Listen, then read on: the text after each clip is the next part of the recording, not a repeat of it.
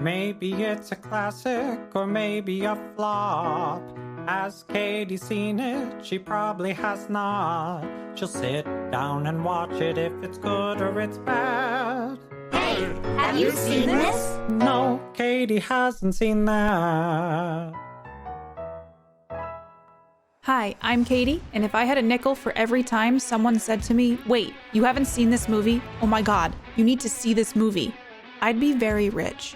So this is my podcast where I finally watch those movies you all have told me I need to see, and I tell you what I think. I'm back with another episode of Katie Hasn't Seen That, and I am very excited about today's episode. We're doing a horror film that I have not seen, and I'm a little nervous about, but we're gonna do it. But before we dive in, remember that you can watch these episodes of Katie Hasn't Seen That over on YouTube. We have video versions of the show now, as well as the versions that you are listening to, because maybe you're listening to this right now. So be sure to hop on over to YouTube, like and subscribe over on KatiePetersPlays. I also have a Ko-fi, which you can subscribe to at the Popcorn Posse level, get behind the scenes of these episodes, my notes, all that kind of stuff, and early access to episodes over on YouTube. So go check that out. Go check out ko-fi.com/KatiePetersPlays. Let's dive in. But before we do, sometimes you feel like a spoiler and sometimes you don't. Today we're watching Ringu, which was from 1998. It is the movie that The Ring is based on. So hear me out. I was trying to decide on a horror film and a couple came up: Misery, Carrie, Nightmare on Elm Street. The Ring. I've seen some of the scary movies, and because of that, I think I know too much about The Ring in order to do The Ring for Katie Hasn't Seen That. However, I gotta say, there's something about horror, foreign films that are spooky, dooky, scary, and Ringu has been on my list for a very long time, and I thought it would be interesting to do it. See what the original film that the American version of The Ring is based on. I've seen The Grudge. I used to get The Grudge confused with this all the time. I'm like, I've seen The Ring. No, I've seen The Grudge. Have not seen The Ring or Ringu. So I opted to do the original version of The Ring and see what it's all about. I'm excited. I don't know much. I know there's like a girl with the hair over the front, but I can't remember if that's from The Grudge as well. Isn't the hair always in the front of the face? I think there's a well. I think that the girl might, based upon what I've seen in Scary Movie, it just seems like a sad girl who got, the short end of the stick and now she haunts people for revenge, which seems fair. But I gotta tell you, I have a feeling this film might scare me for real. I wanna see the film that inspired us to make the American version of The Ring, which I feel like was so popular when it came out. That film hit and people were like, it's so freaking scary. But hear me out. I think a lot of horror movies from foreign countries are scarier than what we make in the United States. So I'm nervous, but I'm also equally prepared. I haven't been scared by a movie in a long time. Mostly because I play a lot of horror games on my channel. I think I'm pretty desensitized to it. I watch a lot of horror movies anyway. Think I'm pretty desensitized to it. Started watching Night Swim the other day. It was not for me. We actually didn't finish it. There was 30 minutes left in the movie, but it was so formulaic and it just didn't feel like a good use of my time. So I'm craving something spooky dooky scary. I never say spooky dooky, and I'm saying it a lot right now. This film clocks in at 1 hour and 36 minutes. It's listed as a horror mystery. It doesn't have an MPAA rating. I couldn't find one. I dug a little bit. So I don't know what the rating of this film technically is. It is from Japan and it's the original. I know I keep saying that, but I'm like, I'm just buckling up for this. I'm going to watch it with subtitles. I had to dig a little bit for budget. It seemed like the budget for this film was around 1.2 million. It was a little hard to find the box office worldwide, at least in the US or worldwide. Ringu grossed about 19.4 million. Again, my numbers might be a little bit wrong about that, but it looks like the Ring, the American version worldwide grossed 249.3 million, which is kind of wild when you think about it. That's a big difference, but I'm excited to start where this originated from. And I was looking up ratings for this as well. 7.2 out of 10 on Internet Movie Database. That's pretty high. 98% on Rotten Tomatoes. 98%. That is very high for Rotten Tomatoes, okay? That's almost near perfect. Metacritic does not have Ringu on their website. They have The Ring, and it wasn't a great review for The Ring, but nothing for Ringu. And this was interesting. 74% of Google users liked this. What happened to the 86%? Why did Ringu pull in the Google users to be like, I actually gotta put up percentages on this. Okay, let's click some buttons and say what we really feel. I'm excited about this. I'm not entirely sure what this film is about. I think based on what I've seen in scary movies, sad girl get put in well, girl haunt people. Not sure. No TV. I've played Dead by Daylight, the girl from The Ring who comes out of the TV. I don't know why she comes out of a TV. Does she really enjoy VHS? I don't know. I think what ends up happening is this girl's sad and then she decides to not just take her afterlife lying down and wants to bring a little bit of fear to those who might need it and maybe turn their life around. So maybe this is a feel-good horror film. Maybe there'll be a spin on it where at the end, she's got her hair in front of her face, she makes a friend, they pull apart the hair and she's just got this beautiful beaming face. And we start kind of like an ET-esque relationship where you befriend the demon child, and the sequel, there's sequels to this. The sequel probably has got a fun, feel-good buddy comedy kind of feel to it. So that's my idea, that it's just sad girl hours and she's taking no crap from anybody. But I really don't know what this film's about. So I'm going to go watch Ringu and hopefully not get too scared that I can't sleep tonight. And I'm going to let you all know what I think.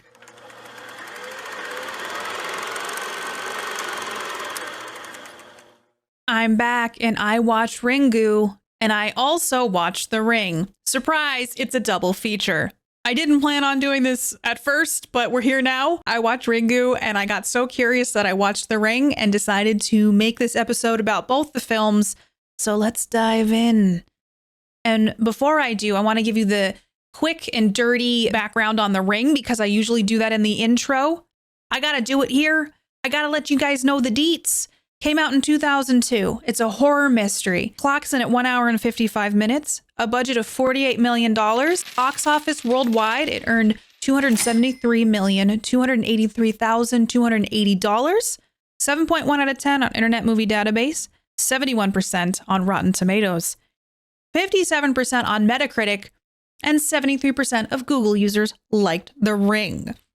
Those are some wide arrays of ratings, especially for Google users. I think it's real interesting that we've had so much fluctuation in the last few episodes of this season when it's been at a cool 86% this entire time. I've been trying to figure out the best way to do this. I actually started recording 20 minutes of an episode before I was like, this isn't working. I need to start this over. We're going to go through each film as quickly as I can because I don't want to be here chewing your ear off about both these films since it's a double feature. I'm going to try to hit the highlight points for Ringu and then we'll hop over to The Ring. Very similar storylines, different variations of the ending, different feel of horror. So we're going to dive in and we'll start with Ringu. And then at the end, I'll give you a rating for both of these films. Again, I didn't mean to watch both of them, but I was like, I wanted to watch The Ring after I watched Ringu. And if you want to see my full notes on both of these films and all the notes from all the movies I do for Katie Hasn't Seen That, you can go over to Ko-fi, kofi.com/KatiePetersPlays, subscribe at the Popcorn Posse level, and you'll get the full notes for each of these films. And I actually thought about this the other day. I was like, oh, people could take my notes and watch the film and see beat for beat where I put these notes as they're watching. And I thought that could be a fun little watch along thing for people who want to do that and see where I was getting some of my thoughts for the film. I also don't always include everything I say on the podcast in my notes. So you get a little bit more insight from how my brain works with these notes. So because I watched both these films, we're going to start with Ringu. I'm going to go through the notes, hit the highlights. We'll hop over to The Ring, and then I will give you a rating of both of these films at the end. I also realized just now I forgot to get trivia for both of them, but it's going to be okay. We're going to pick a couple on the fly at the end of this episode as well. Without further ado, let's dive into Ringu. Here's the description from Rotten Tomatoes. When her niece is found dead along with 3 friends after viewing a supposedly cursed videotape, a reporter sets out to investigate. Along with her ex-husband, Rico finds the tape, watches it, and promptly receives a phone call informing her that she'll die in a week. Determined to get to the bottom of the curse, they discover the video's origin and attempt to solve an old murder that could break the spell. Apparently, this movie's based on a novel. So Ringu's based on a novel, and The Ring is based on Ringu. So if you ever wanted to dive into this, there is a movie, or this movie is based on a novel. You could read the book. I don't know if it's scary, but it made me curious enough that maybe someday I'll get the Ring book added to my reading list. This film starts off with 2 girls sitting in a room talking, gossiping, and then there's this story that comes up like, there's this video that you can watch. Did you hear about it? It's cursed and you'll die in 7 days if you watch it. Turns out one of the girls has seen that film, and spoiler alert, in the intro she dies because she watched the film. They do a lot of building up of tension where they try to play it off as a joke, and then her mom calls, but the phone rings and scares them, but it's just her mom, so it's fine. But then she gets left alone. And the TV turns on, because in these movies, the TV is a huge part of it, because the girl from the well crawls out of the TV. So the TV turns on, this girl dies, but we don't see anything. It's kind of funny because it's like she turns around and it turns like a black and white negative image, and it just kind of like leaves you hanging. You're like, oh, so it's like theater of the mind. So you don't see what happens. And in my head, I'm like, oh, they're just saving this stuff for later. They're saving it up. It felt very Scream, felt very 1998. So I kind of love that vibe for a film. It had a look to it that fit that era. And I think maybe it's just the aesthetic of a horror film from the late 90s, but it looked like that. And I kind of loved it. We meet the journalist, and she's interviewing some teens about this cursed video. 4 teens are dead because allegedly they watched this film. There's this journalist lady. Her name is Rico. I hope I'm saying her name correctly. She's got a son, and her son is the equivalent of a 40-year-old man inside a 4-year-old's body. This kid is so self-reliant. The mom's very kind of out of it, and I don't think she's gonna win Parent of the Year. I'm just saying, like, she's just very distant. So we meet this little kid. We find out that she is also a journalist. She works hard. And then we also find out that the girl who dies at the beginning of the film is her niece. So they go to like the funeral, and it's all just kind of like, well, what happened? It can't be a video, because everybody's talking about how it was maybe this video. And I also recognize at this point in time, I have seen Scary Movie 3, and literally they ripped off the entire plots or used so much from The Ring for Scary Movie 3. I think it was that and the movie Signs by M. Night Shyamalan. All I gotta say is, if you have any interest in watching a scary movie parody film, make sure you watch the source material before you watch the Scary Movie franchise, purely because it dances so closely to the actual films that I kind of knew a little bit more about this than I thought I did. I didn't realize Scary Movie went so hard in the paint. I didn't realize Scary Movie was like, yeah, we're going to do most of the plot of this film. Granted, there is differences. It's not completely the same, but enough of it was too on the nose. So that's just a disclaimer. I felt as I was watching, like, I've never seen these films, but because I had seen Scary Movie 3, it felt like I had. The mom is investigating, trying to figure things out. Like, what's happening? It's just very, like, she's so invested in trying to figure out what this is. Maybe it'll be a good story. She starts diving into it. She goes to her niece's room and sees like, oh, she dropped off some film at a photo store. I need to go pick it up, which also, that's wild. We got to talk about how things are not the same. You don't go and pick up film at like a 1-hour photo anymore, or a 24-hour photo. You don't drop off film. Everything's so digital nowadays. Also, like, the TVs were so thick, and this stuff is based off VHS tapes. Can they make a Ring where it's on like a streaming service, like Netflix drops the next big 7 days you're gonna die video? I just think that would be really interesting. Maybe someone needs to do that. Let's make an updated Ring, except it's in the streaming at Hulu with commercials, drops some horrific video, and then it's just like, it's not good for anybody. It's not good for anybody involved.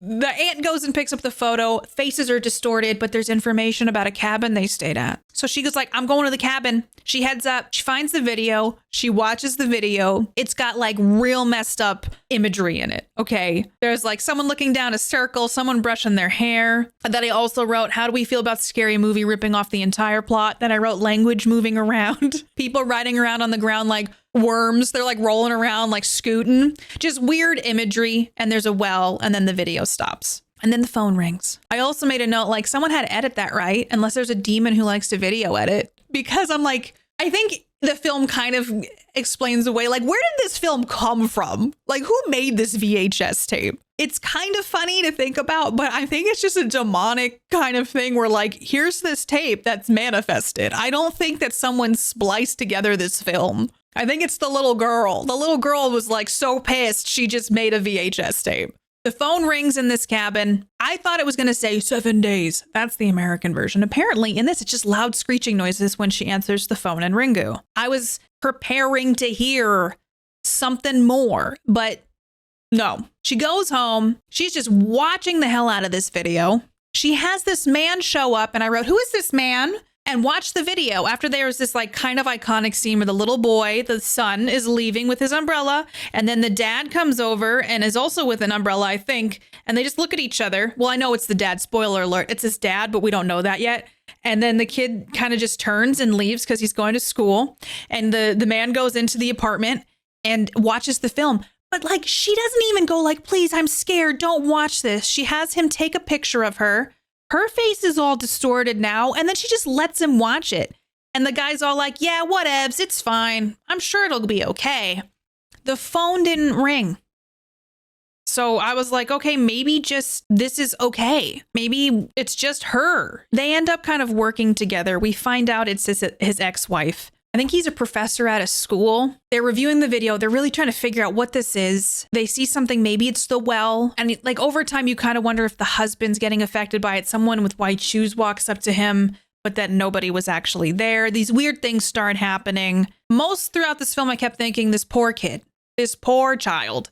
His parents are so absent and he is like a little adult. It's just an interesting film. Because they do a lot of showing and not telling, which I kind of enjoyed. I kind of liked the feel of like, I'm filling in the blanks. I'm kind of confused. It felt more like a mystery than a horror film to me, if I'm being honest. There were like things that were like, oh, but I was never scared. Like I never felt like that fear.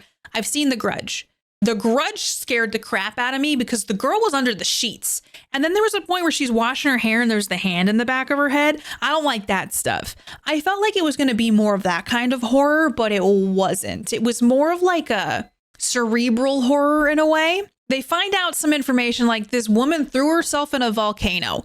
They make up the correlation that these two films or these two bits of information are related. She drives to her dad's house, the mom and the little kid, and she has this weird night vision. Not night vision. She has this weird vision at night, and then she comes out of it, and her son's watching the film because she's just leaving it laying around. Why would you leave this video laying around that your son could watch? I was sitting there like, what the hell?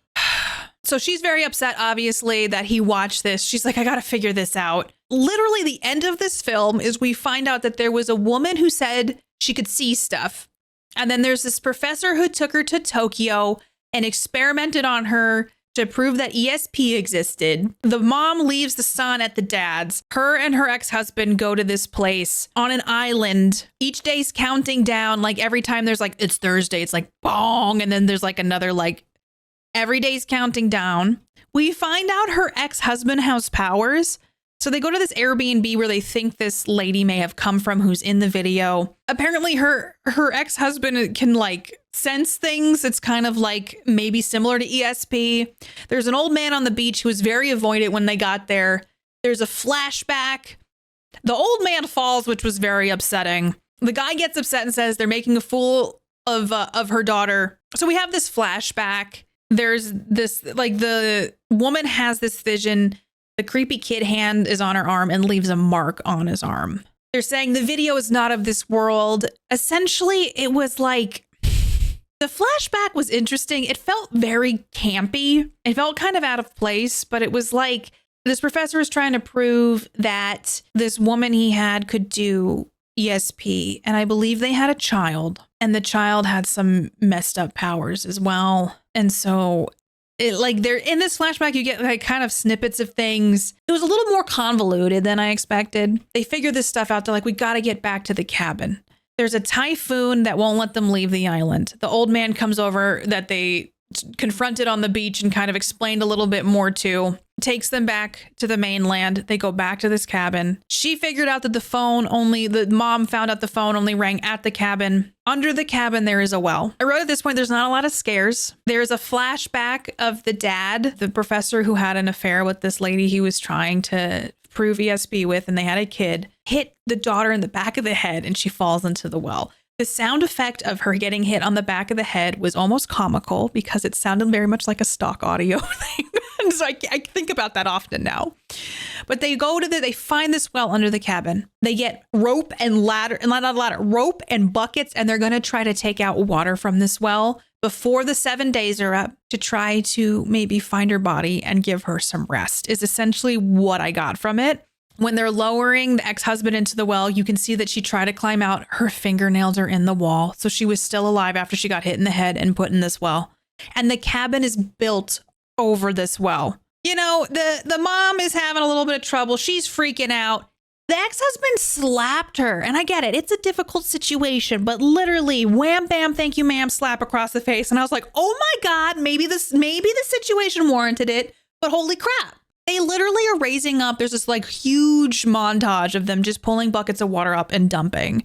And then they trade places because she's getting physically tired from pulling the buckets up, which I'm like, no shit.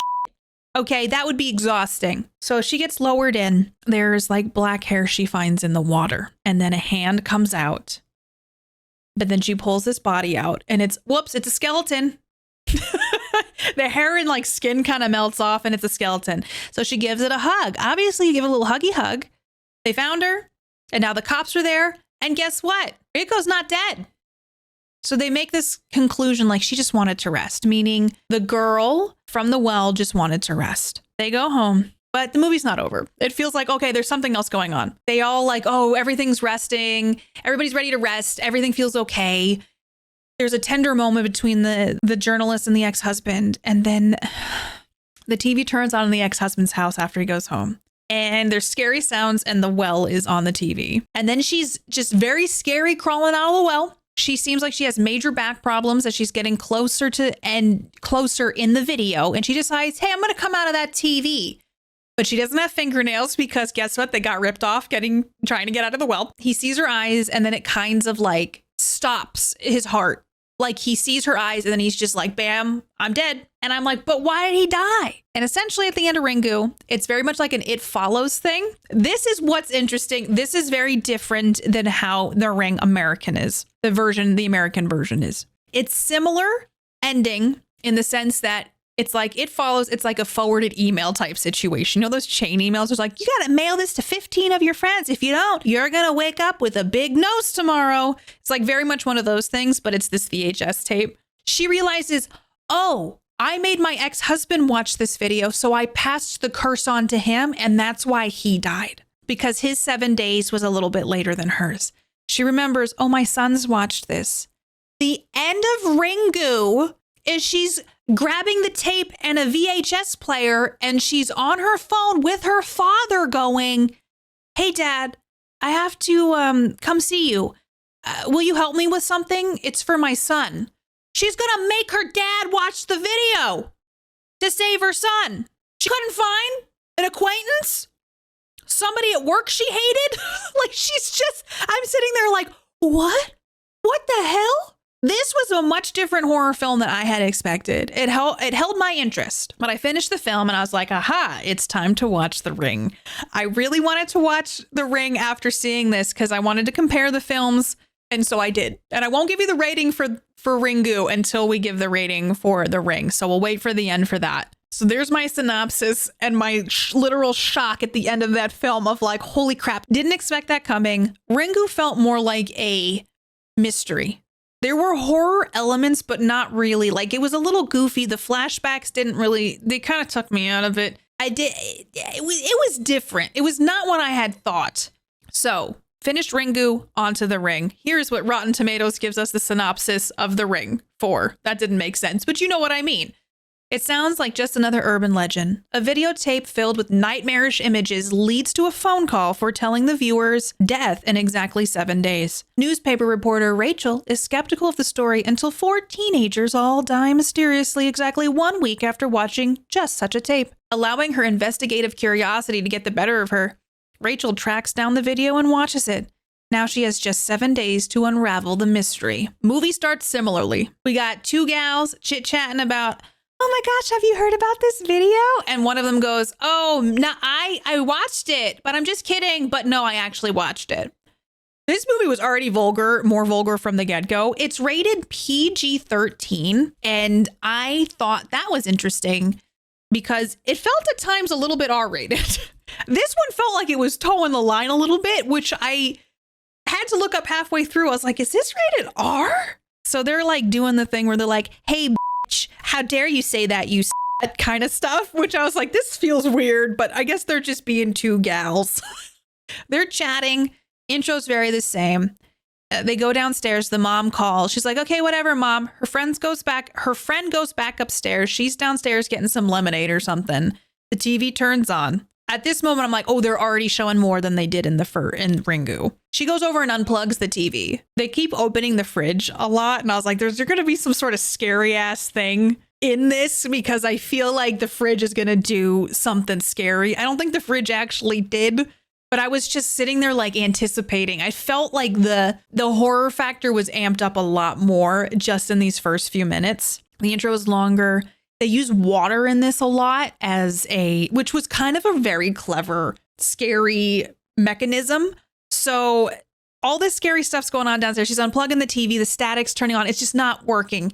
They have this like kind of gelatinous blob is not the correct term, but there is something they kind of introduced in this where it's like this orb type thing that floats around. So you know something is there. She's like, whatever. She thinks her friend's playing tricks on her. She's like, this is suspicious.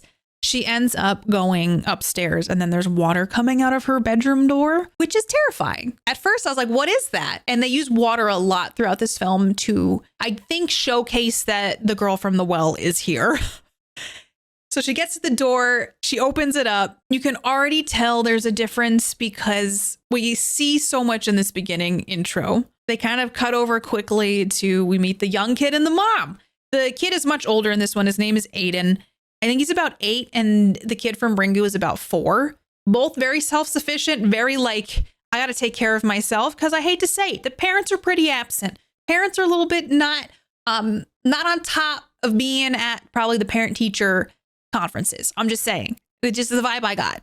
So these kids are very self-reliant and this kid was much more a part of this film than in Ringu. We find out again, cousin died. Aiden was very close with his cousin. We meet Rachel, who's played by Naomi Watts. Oh, I didn't say, like, the actors in this. Amber Tamlin, Naomi Watts. The guy from Succession. What's his name?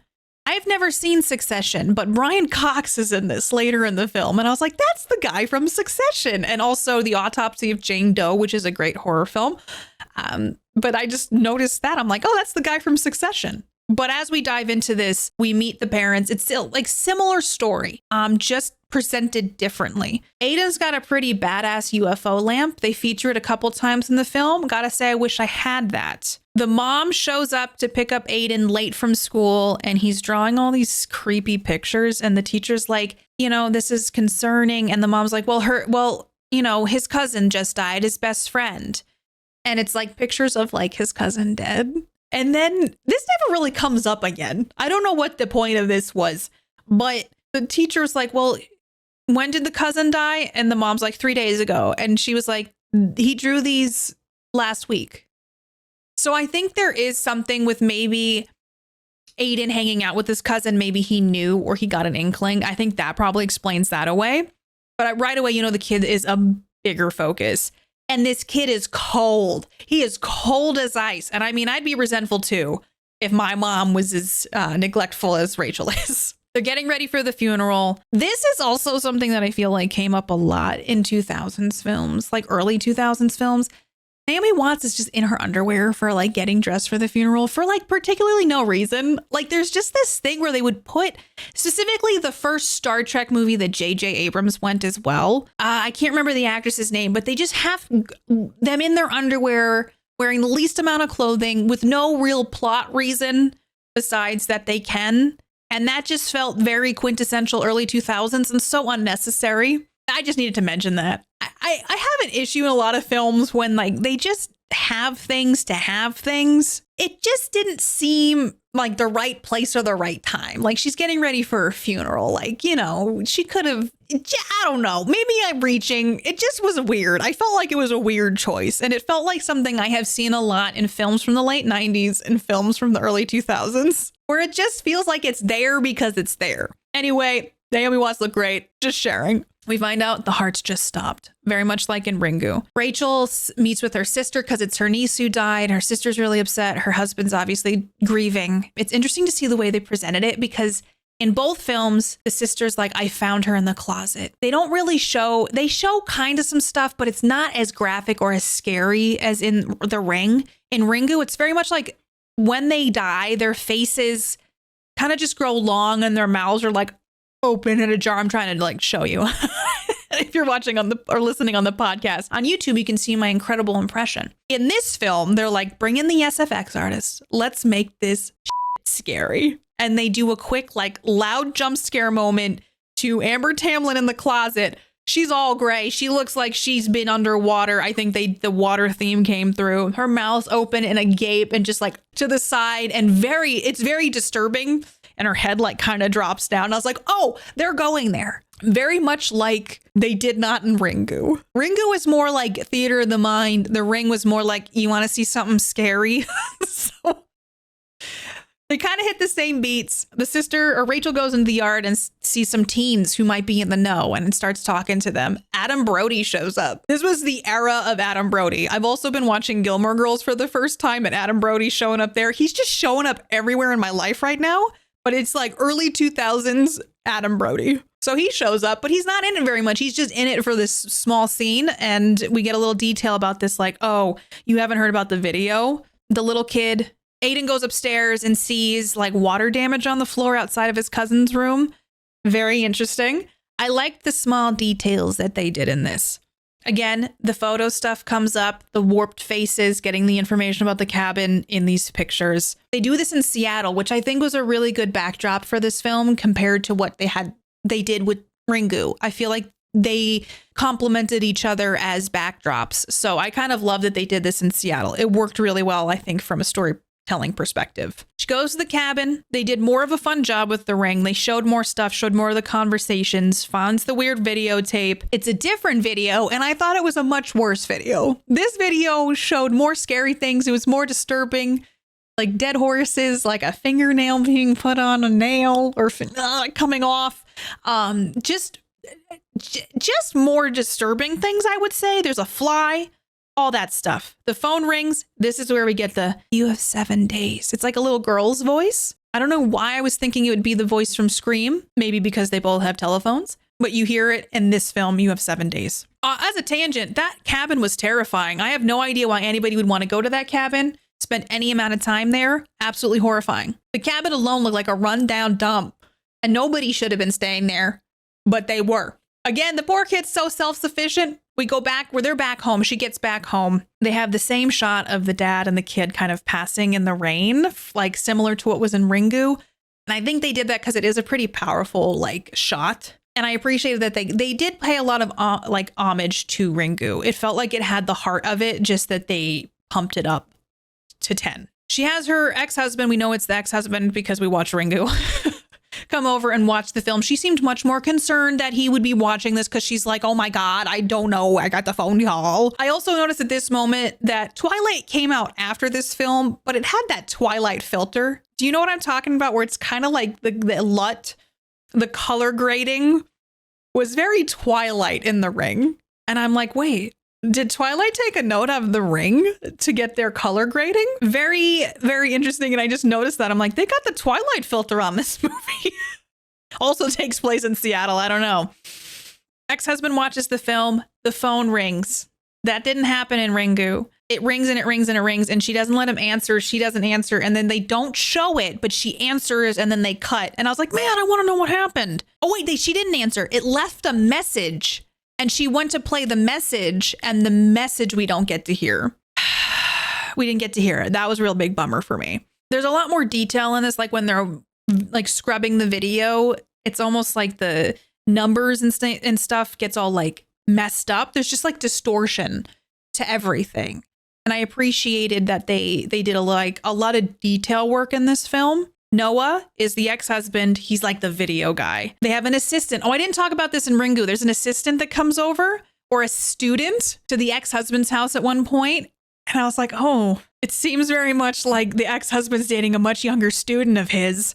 And in this film, Noah has an assistant that he's dating. And the assistant, I believe, was from like one of the CSI shows. I don't remember who, but I've seen her in one of the CSI type shows. Maybe it's Bones. It's one of those shows where she's like the forensic analyst or something like that. This film's much faster paced. They're doing video analysis. They notice that there's maybe a lighthouse in it. She goes to this place where she can scrub the video a little bit better so that she can really stretch the film, and she sees a lighthouse. There's a fly on the tape when she's scrubbing it, and she can grab the fly and pull it off the screen. And that was pretty disgusting. And then she gets a nosebleed. So there was much more like horrific, kind of creepy, scary environmental and physical things happening to the people in this film. It wasn't just a phone call and then it's like, oh crap, we got to figure this out. Like stuff is happening to them as they're trying to figure it out and creating just this like scary environment. And we also get like the hits like Thursday, Friday, Saturday, like leading up. And you can kind of sense the tension of like, oh gosh, time's running out, which is similar to how they did it in Ringu. She's just at the library researching lighthouses, and she finds out about Anna Morgan. I'm sitting there like, where's her kid? Who's watching her kid? Like her kid's just, I guess, home. I mean, it makes sense. Aiden's taking care of himself. He's probably got he's a CEO of a Fortune 500 company at this point because he's pretty much an adult. And so she's researching stuff without realizing it. She's scratching out, like she's finding this information about Anna Morgan, and like she's reading things and her hands just happen to be moving. She's like scratching out the face of on one of the pictures of Anna Morgan, and it's like, oh, that seems okay. Something's possessing her a little bit. We do find out that there's a babysitter, which is nice. And here, this is where we get she pays the babysitter, and this is by far one of the grossest things I've ever seen in a horror film. The most upsetting things I've ever seen in a horror film. She gets some water from the kitchen. I don't even like thinking about it. I was literally like, so f***ing gross. She's calling her sister. She starts drinking this water and she starts coughing. I almost gagged. I could barely watch this. Oh, I'm still like thinking about it. I hate it. I can't. She pulls this so long black hair. I mean, I can't, out of her throat. Oh my God, it's the grossest thing I've ever seen. I can't even think about it too much. It's like absolutely disgusting. That happens. And kudos to them because I don't react to too much, and I really reacted to that. It's disgusting even to think about. Probably one of the worst things I've ever seen in my entire life. And that happens in The Ring. Oh, I hate it so much. I don't want to talk about it anymore. I think there's flashbacks, there's dreams happening. There's the girl sitting in her son's room. She wakes up with the mark on her arm. Also wakes up to Aiden watching the video. Mom of the year. Mom of the year. Phone rings. Assuming it's 7 days. The photos, everybody's faces are all messed up. I wrote here, Aiden doesn't have the best parents. I'm just going to say that. I mean, everybody knows it at this point. Neither of these kids did. They're trying to unlock things. Rachel does find the lighthouse. She's taken a ferry to the island. Her ex-husband's not going with her, which is different than what happened in Ringu. This is where the films start to diverge a little bit. Like there's obviously been a bit of diversion, but now the reasoning as to why these things are occurring are very different. Her ex stays behind, but is still trying to be like, I believe you, something weird's happening, because he went to like a convenience store and saw on like the footage, what is it called? Like the CCTV, that his face was all like twisted and stuff. He's like, oh God, something's happening here. He drops her off at the ferry. She's going to this island where Anna Morgan came from. There's this whole sequence that actually really pissed me off because we didn't really need it. There's that whole scene with the horse. She's on this boat, this ferry, there is a horse trailer. She goes up and tries to pet the horses. One of the things with this film is the horses were dying, and Anna Morgan was like married to a breeder. She used to breed horses, and it was all about horses, you know, and in the videotape there's horses. So I get why there's a horse thing that happens. This I hate any animal harm and anything, and this was upsetting to me, but she went over and was like petting the horse, and the horse is clearly upset and probably scared. She just keeps going. She's like, it's okay. I'm not trying to hurt you. I'm like, just leave the damn horse alone. She pushes it. The horse breaks free, breaks open the trailer, gets out on the ferry and starts running amok.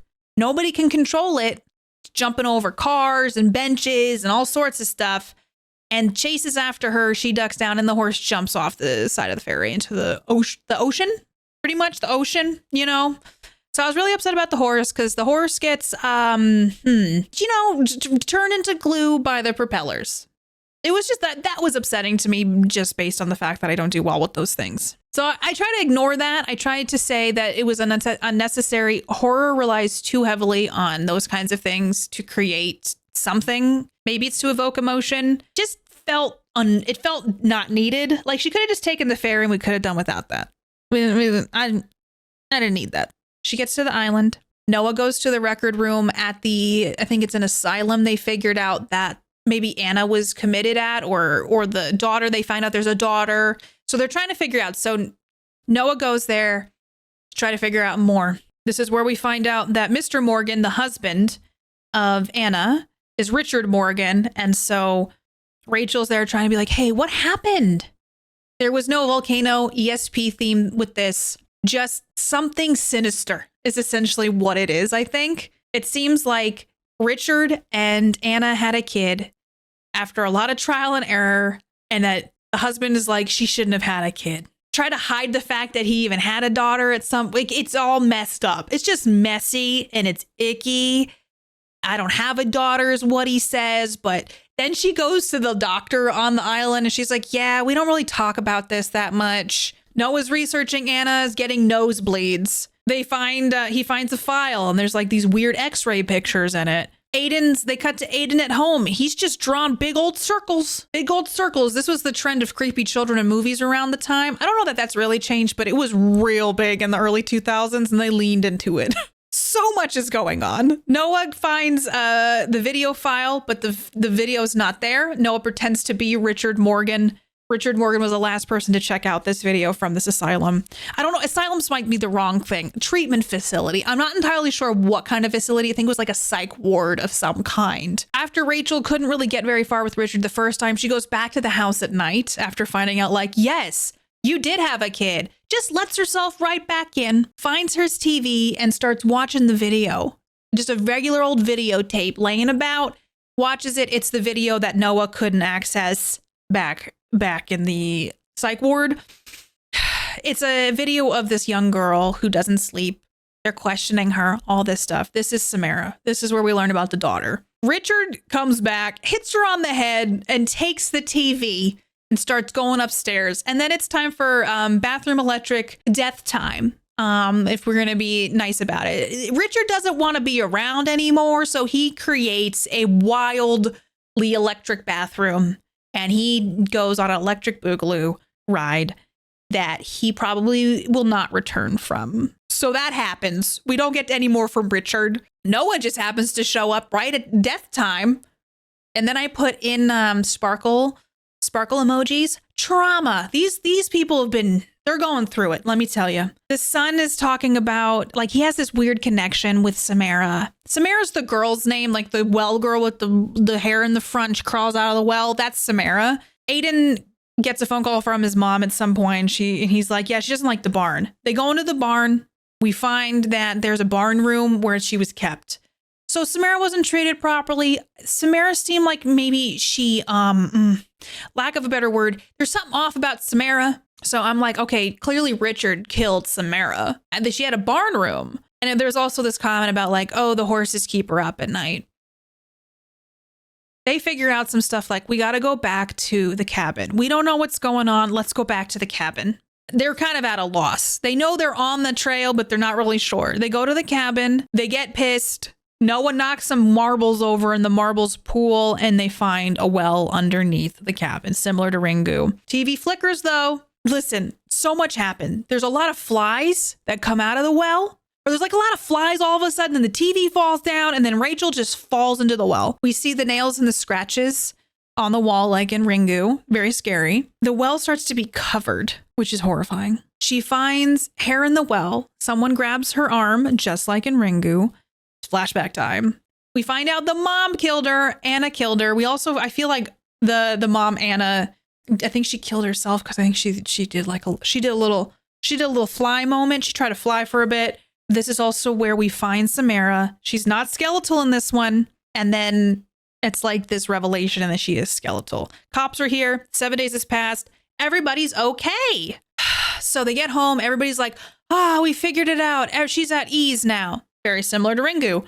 They separate. Noah goes home. Rachel goes back to her kid. Aiden's like, what the heck? Why did you help her? She doesn't want help. She never sleeps. So Aiden's just being scary, just spouting things. He's got marks on his arm now. Uh-oh, hot dog. It's time for Papa Time to die. So Noah, Papa, we get like the big sequence of her coming out of the TV, the water, the ring well, like Rachel's calling, but he's like trying to figure out what's going on. And he gets ringed is the best way to put it. He got ringed real bad. So he dies. Rachel gets there, finds him. He's in the chair. Mouth askew. His girlfriend shows up. I don't know why she's like leaving the apartment after finding his body and she hides as she sees the girlfriend arriving, but she doesn't say anything. She just like lets her go up. And then literally the end of the movie is just still again. It's like a chain forward email. So essentially she's trying to like forward this on because Aiden's kind of like, she just wants to be heard. And it's like a chain letter that gets pushed out and spreads. And that is The Ring. I liked The Ring American version better. They're both good in their own regards. I'm not mad y'all made me watch The Ring or Ringu. I think they were interesting. I kind of want to watch The Ring too on my own now. Did you all like The Ring? Have you seen Ringu? I have to give you my rating, but I gotta say, between the two, preferred the American version of The Ring. It was much more horror. It was much more pumped up. Didn't like some aspects of it. Felt like Ringu was a little slow. But it did hold my interest. I've been really liking watching foreign films lately. Like I saw the new Godzilla movie. I really liked that one. What is that one? Godzilla -1. I did really like that. I think that they're each different horror in their own right. Like Ringu felt more mystery and The Ring felt more horror.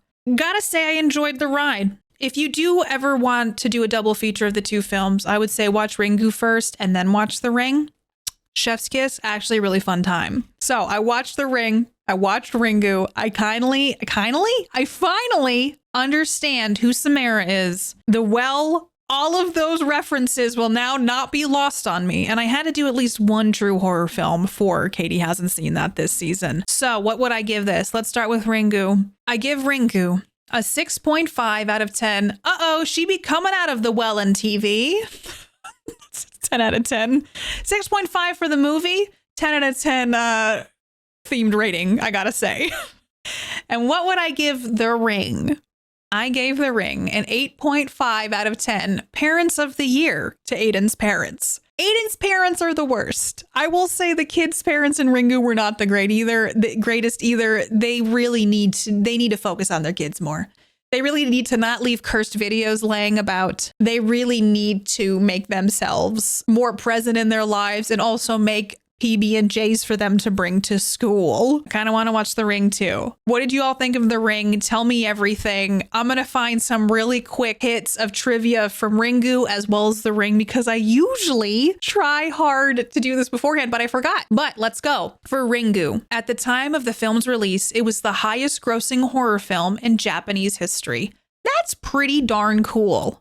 That actually is really neat. Apparently, most of the film's shoestring budget, being $1.2 million, was provided by the director himself. That's a big investment. It seems like hopefully it paid off. Hopefully it paid off for him. The close-up of Sadako's eyes, who I believe is Samara in the Ringu version, was performed by a male crew member. Miyazaki had to chop off his eyelashes to make the shot more disturbing?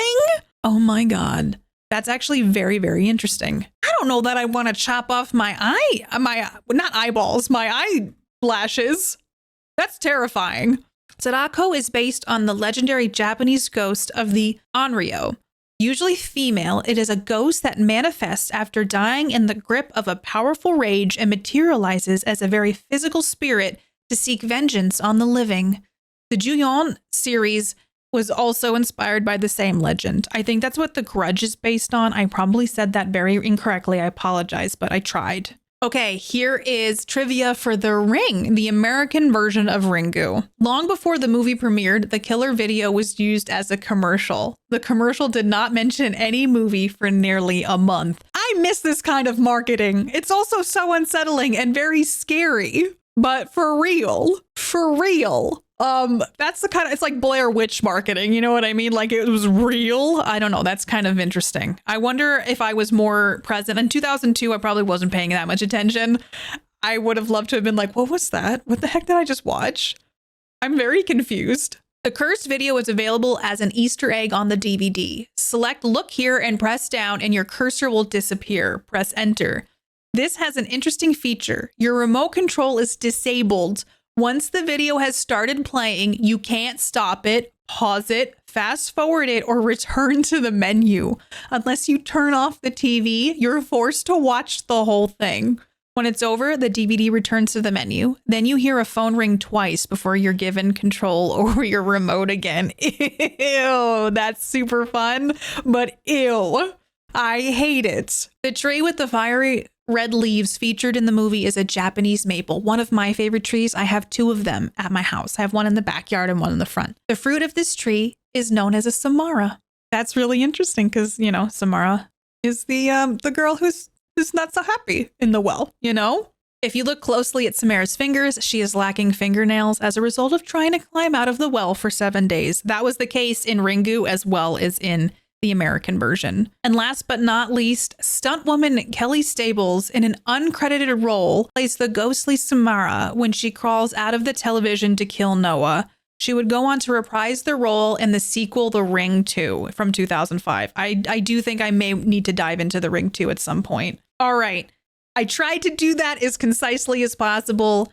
Hopefully you enjoyed this double feature of Katie Hasn't Seen That. Let me know what you think of this film. And before we leave, I'm going to share some comments from all of you from the last film. I hope you all enjoyed the double feature of The Ring and Ringu. And now we got some comments from the last film, Highlander, which is a much beloved film.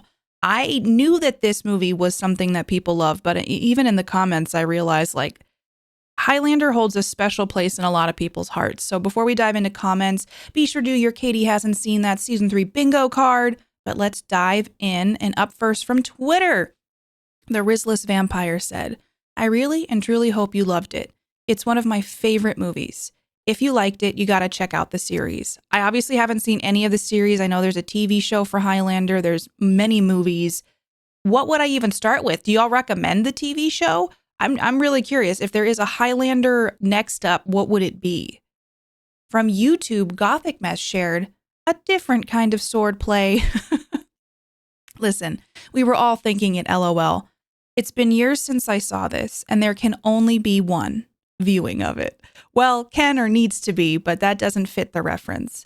I always was confused how there ever could be just one, since seemingly in the movie, they are born to human parents, so immortals would continue to be born. It's probably explained in the expanded universe, but that's always stuck out to me. I didn't even think about that, but you're right. Like, it's not like these immortals are getting together and having more immortal babies.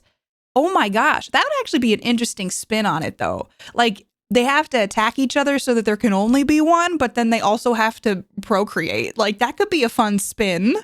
Gothic also said, thank you for another stellar episode of season 3. Thank you for listening, Gothic, and for bringing up a very good point.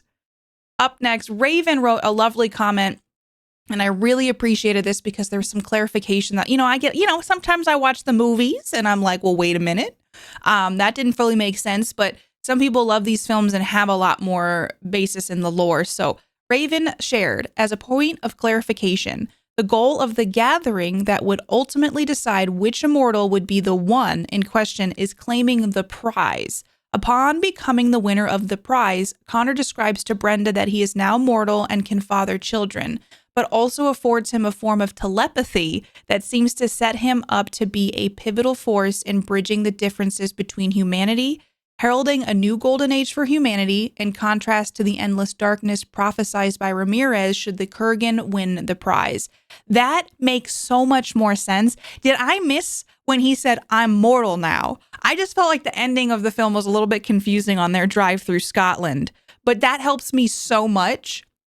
Raven also said this movie's premise was very ambitious. Ambitions which I feel outpace the actual skills of the writer. That is also really interesting. Great review, Katie, and more than fair, even for me, a longtime fan of, well, this one movie in the franchise. I can take or leave most of the rest of the stuff that's spun off from this film, mostly leave. Until next time, I wish you as always a good journey. I appreciate you, Raven. Thank you for clarifying some stuff for me. It helps a lot. And we have another clarifying comment from Francisco, who's also confirming like super quick history of the Immortals and the Quickening. The fantasy part of it is that the universe created the Immortals to do battle. With the death of each Immortal, the victor would gain the power. The fallen Immortal had, the prize at the end was that victor would gain not only the combined knowledge of all the fallen Immortals, but also regain their mortality. Throughout the movie, as each Immortal kills another, the surge of power gets bigger and bigger and bigger. That's why at the end, there's such a major explosion. The orgasm tornado. I know some people also are like, it looks painful. I'm like, yes, but you got to admit, it was an interesting way to end the film. And last but not least, Sleepy Dwagon Man says, there can only be one. P.S. Also check out the A Kind of Magic album by Queen.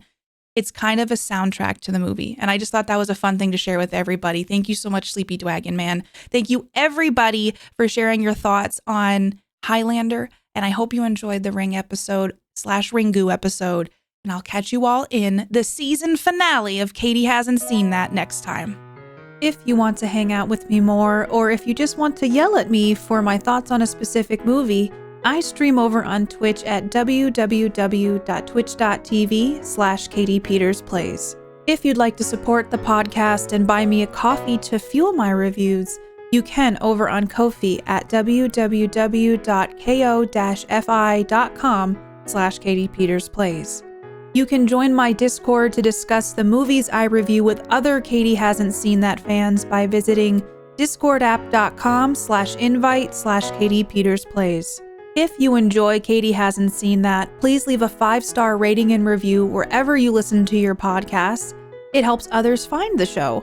Also, feel free to follow and chat with me on Twitter at PlayKatiePlay and on Instagram and YouTube at KatiePetersPlays. Music written and performed by Mark Can Do It. Katie Hasn't Seen That is a part of the Geek Generation Network.